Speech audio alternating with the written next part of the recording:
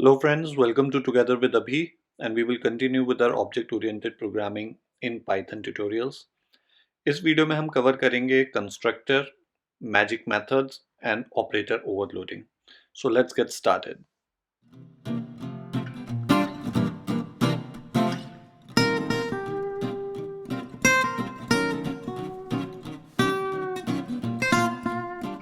सबसे पहले पढ़ते हैं हम कंस्ट्रक्टर के बारे में.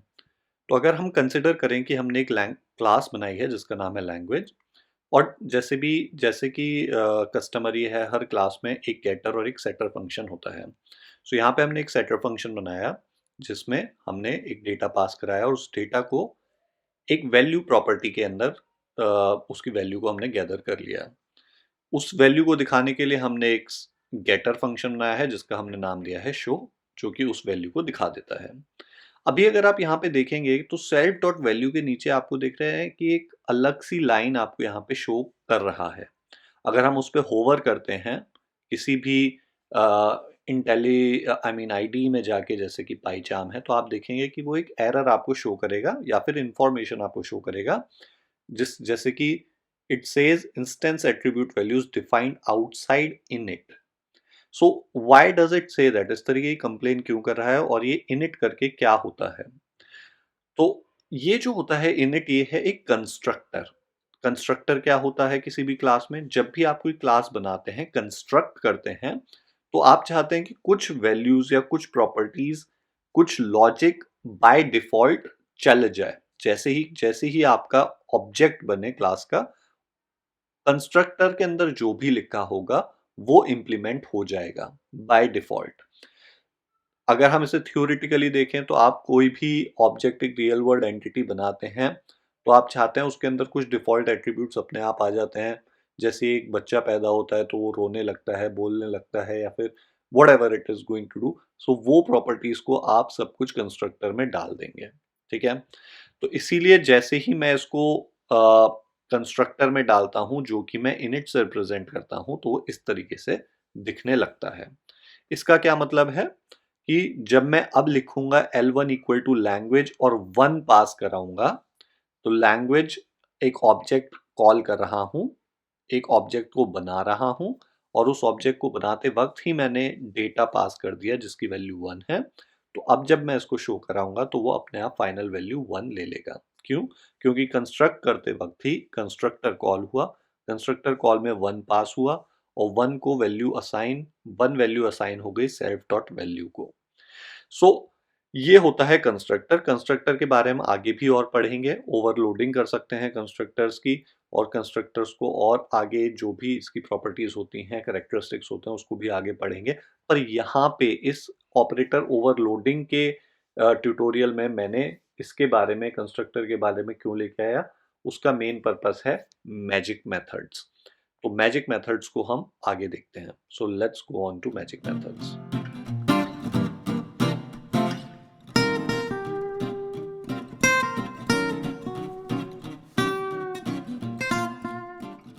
सो फ्रेंड्स, मैजिक मेथड्स क्या होते हैं? ये जो एक इनिट मैंने भी आपको दिखाया है, ये एक तरीके का मैजिक मेथड है.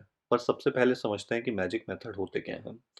अगर आप एक सिंपल सा ऑपरेशन कंसिडर करें जहां पे मैंने a इक्वल टू 10 किया, मतलब एक इंटीजर वैल्यू असाइन करी एक वेरिएबल को जिसका नाम है a, और अगर मैं उसको प्रिंट कराता हूँ a प्लस 5, तो as expected 10 plus 5 equal to 15 print हो जाता है. अब यहाँ पे हम सभी जानते हैं कि ये एक इंटीजर है. इंटीजर को पाइथन में रिप्रेजेंट करते हैं इंट से, और ये इंट क्या होती है? ये एक क्लास है. तो अगर आप राइट क्लिक करेंगे, गो टू करेंगे और डिक्लेरेशन और यूसेजेस पे जाएंगे, तो आप ये देख सकते हैं कि builtins.py पाइथन फाइल जो बाय डिफॉल्ट आती है पाइथन इंस्टॉलेशन के साथ, builtins नाम की, उसके अंदर एक क्लास डिफाइंड है जिसका नाम है इंट. ओके. तो असेंशियली जब भी आप 10 a इक्वल टू 10 कर रहे हैं, तो एक क्लास बनी है. ठीक है. उसका एक ऑब्जेक्ट बना है, इंटीजर क्लास का, इंट क्लास का एक ऑब्जेक्ट बना है जिसमें एक कंस्ट्रक्टर के टाइम पे ही 10 वैल्यू असाइन हो गई है. ओके. अब क्योंकि ये क्लास है तो हम इस पे एक dir फंक्शन भी चला सकते हैं, और इस dir फंक्शन से हमारे को जितने भी मैजिक मेथड्स होते हैं किसी भी क्लास के अंदर, तो मैं इंटीजर int क्लास के ऊपर एक डायरेक्ट dir फंक्शन चला रहा हूँ, तो इसके जितने भी मैजिक मेथड्स हैं वो सारे यहाँ पे प्रिंट हो गए। तो इसके अंदर आप देख सकते हैं कि एक ऐड करके अंडरस्कोर अंडरस्कोर ऐड करके भी है, और इसी के अंदर आप देख सकते हैं कि बाकी और भी बहुत सारे मेथड्स यहाँ पे दिए हुए हैं। ठीक है, अब इन मेथड्स को हम कहते हैं मैजिक मेथड्स। मैजिक मेथड्स क्यों कहते हैं? क्योंकि ये एक आपकी क्लास के अंदर एक तरीके का मैजिक कर देते हैं। ओके, या फिर एक एडिशनल फंक्शनैलिटीज आपको दे सकते हैं। यहीं यहीं पे आप देख सकते हैं MUL मल्टीप्लाई भी है, मॉड है, less than, LT, greater than, GT, greater than equal to, underscore GE, equal, ये सारे मेथड्स यहाँ पे दिए हुए हैं। इसका क्या मतलब है कि अगर आप a+5 करते हैं तो बाय मैजिक एक a क्या है, मेरी इंटीजर क्लास है, उसके ऊपर प्लस ऑपरेटर काम कर गया, क्लास के ऊपर प्लस करके ऑपरेटर जो है आपका वो काम कर पा रहा है। वो क्यों कर पा रहा है? क्योंकि इंटरनली जो प्लस है वो ऐड को, इस फंक्शन को कॉल करता है, इस मैजिक मेथड को कॉल करता है। तो ये that is why it is magic, because आपको कुछ पता नहीं चल रहा है, आपने केवल सिंपल जो आपका बिल्ट इन होते हैं ऑपरेटर्स, प्लस माइनस मल्टीप्लाई, इन सब को आप कॉल कर रहे हैं। इंटरनली एक फंक्शन, एक मैजिक मेथड कॉल होता है जो कि क्लास के ऊपर कॉल हो रहा है और आपको एक्सपेक्टेड आउटपुट दे देता है। तो अगर मैं जाके देखूं built-ins डॉट पाई के अंदर फिर से आज अगर आप ये गो टू करेंगे, डिक्लेरेशन और यूसेज करेंगे, तो आप देख सकते हैं कि ऐड के बारे में क्या लिखा हुआ है। ये एक फंक्शन है और इसमें क्या लिखा है, रिटर्न्स सेल्फ प्लस वैल्यू। तो इंटीजर के अंदर इंटीजर का जो भी ऑब्जेक्ट होगा, इंट क्लास का जो भी ऑब्जेक्ट होगा जिसको हम सेल्फ से रिप्रेजेंट कर रहे हैं, उसमें जो भी वैल्यू थी और जो आप अब वैल्यू पास करा रहे हैं ऐड के अंदर, उन दोनों को ऐड करके यहाँ पे ये दे देता है। Okay, so essentially what it means, आप a+5 लिखें या a डॉट ऐड फंक्शन, और उसमें जो भी 5 पैरामीटर आप पास कर रहे हैं दोनों का रिजल्ट सेम होगा। तो मैजिक मेथड जो मैं आपको बताना चाहता हूं, जो यहाँ मैसेज कन्वे करना चाहता हूं, ये कुछ ऐसे मेथड्स होते हैं जो इंटरनली ऑपरेटर ओवरलोडिंग हो रखी होती है, जो कुछ एक नया मैजिक, एक नई फंक्शनैलिटी आपको क्रिएट करके दे देते हैं। एंड ये सारा का सारा बैकएंड पे हो रहा है, आपको कुछ भी नहीं दिखता है, आपको सिंपली a+5 कर रहे हैं। अदरवाइज एसेंशियली आप देखें तो a एक इंटीजर क्लास का ऑब्जेक्ट है, प्लस ऑपरेटर है जिसको ओवरलोड किया है ऐड फंक्शन से, मैजिक मेथड से, और 5 करके एक पैरामीटर पास हो रहा है। So that is why it is very important. Now let's see कि हम अपनी कोई अगर क्लास है और हम ऐड करके इस फंक्शन को, मैजिक मेथड को ओवरलोड करना चाहते हैं, तो हम ऑपरेटर ओवरलोडिंग यहाँ पे कैसे कर सकते हैं। सो उसके लिए हम क्या करेंगे, एक मैथ्स करके मैंने क्लास बनाई है यहाँ पे। अगेन एक कंस्ट्रक्टर हमने यहाँ पे क्रिएट कर दिया है जिसमें हम डेटा पास करेंगे, और वो डेटा में जो भी हम वैल्यू पास करेंगे वो ऑब्जेक्ट के एक वैल्यू पैरामीटर के अंदर गैदर हो जाती है। एक गेटर फंक्शन है जिसको हमने शो नाम दिया है और वो उस वैल्यू को, ऑब्जेक्ट की वैल्यू को डिफाइन करता है। तो अगर हम सिंपली यहाँ पे m1 equal to maths 10 constructor को कॉल किया हमने, मैथ्स जब जैसे ही हमने ऑब्जेक्ट बनाया कंस्ट्रक्टर कॉल होगा, वैल्यू असाइन हो जाएगी 10, और जब हम उसे शो करेंगे तो फाइनल वैल्यू यहाँ पे हमें 10 की तरह शो कर देगा। Now let's write another function. तो यहाँ पे मैंने एक नया फंक्शन आप यहाँ पे देख सकते हैं, ऐड करके मैंने ये कॉल किया। अब क्योंकि ये क्लास है, ठीक है, कुछ फंक्शंस ये इनहेरिटेंस में हम क्यों पढ़ रहे हैं एक्चुअली, क्योंकि जब इनहेरिटेंस होता है, जब भी आप कोई ऑब्जेक्ट या कोई क्लास बना रहे हैं, तो कुछ functions by default he inherit हो जाते हैं। क्यों? क्योंकि एक इनहेरिटेंस की हायरार्की तैयार होती है। अगर मान लीजिए मैथ्स की कोई पेरेंट होता, लेट्स से लैंग्वेज करके एक क्लास बनाई होती, मैथ्स का वो पेरेंट होता, तो उसके तो एट्रीब्यूट आते ही आते हैं। ये जो हमारे डिफॉल्ट कुछ क्लासेस बनी हुई हैं, जो पेरेंट क्लासेस हैं, ये हायरार्की जो पूरी डेवलप हो रही है, उसके अंदर जो भी बिल्ट इन मेथड्स हैं वो भी यहाँ पे आ जाते हैं। तो ये एक add function by default inherit हो जाता है, इसको मैंने यहाँ पे ओवरराइड किया, ठीक है। मैंने इस फंक्शन को डिफाइन किया और इस फंक्शन के अंदर मैं क्या कर रहा हूँ, मैं एक वैल्यू पास करा रहा हूँ।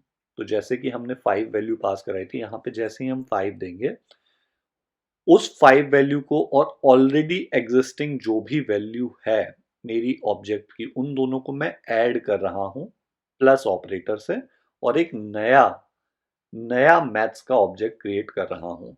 So if you can see here, यहाँ पे जो मैथ्स है, यहाँ पे मैंने कंस्ट्रक्टर कॉल कर रहा हूँ, एक नया ऑब्जेक्ट बना रहा हूँ, बिकॉज मैथ्स एंड मैथ्स, ठीक है, दोनों सेम चीज है। मैंने मैथ्स का ऑब्जेक्ट बनाया है यहाँ पे। इसके अंदर जो एग्जिस्टिंग वैल्यू थी वो वैल्यू तो रहेगी रहेगी, प्लस जो मैंने नया वैल्यू को ऐड करना चाहता हूँ वो यहाँ पे ऐड करके एक नया मैथ्स का कंस्ट्रक्टर बना देगा, मैथ्स का ऑब्जेक्ट बना देगा।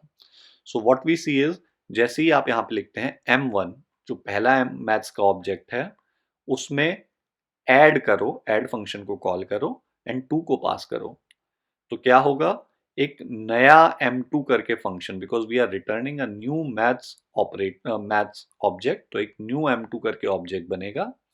उस ऑब्जेक्ट के अंदर पहले से जो m1 की वैल्यू थी प्लस जो कि थी 10, m1 के अंदर 10 थी, 10 प्लस 2 ऐड हो जाएगा, तो फाइनल वैल्यू एज सच आपकी आनी चाहिए 12। सो यू कैन सी यहाँ पे 12 आ गई। इसी चीज को आप कैसे भी लिख सकते हैं, आप ऐसे भी लिख सकते हैं कि now m2 plus 15। Again the entire purpose of explaining here is कि ऑपरेटर ओवरलोडिंग हो रही है। आप प्लस भी लिखेंगे तो इंटरनली क्या होगा, ऐड फंक्शन अपने आप कॉल हो जाता है, जैसे कि इंटीजर के केस में मैंने दिखाया था आपको, उसी तरीके से इंटीजर भी अपने आप में एक बिल्ट इन क्लास थी, यहाँ पे हमने खुद की एक क्लास बनाई है।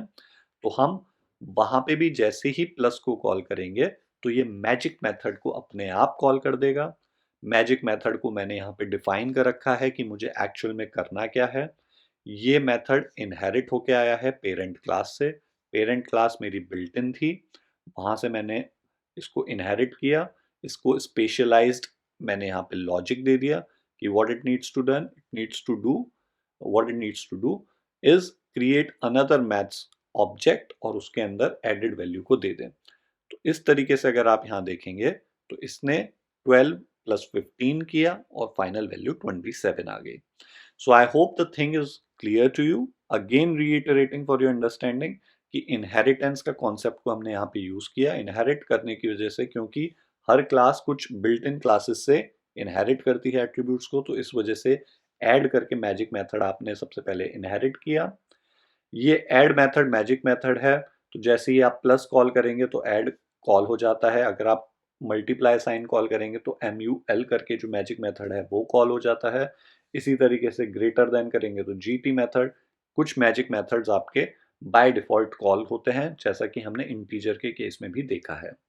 उस मेथड को अगर आप स्पेशलाइज्ड लॉजिक यहाँ पे दे देते हैं, तो जैसे ही आप उस क्लास के ऑब्जेक्ट पे ऑपरेटर को कॉल करेंगे तो ये मैजिक मेथड का स्पेशलाइज्ड लॉजिक कॉल हो जाता है, एंड इस तरीके से आप ऑपरेटर ओवरलोडिंग यहाँ पे कर सकते हैं। So I hope guys this has been valuable to you. जो भी आपके फीडबैक हैं, कमेंट हैं, please do provide it in the comment section to us, and if you haven't subscribe to the channel yet, please do subscribe to keep us motivated. Thank you.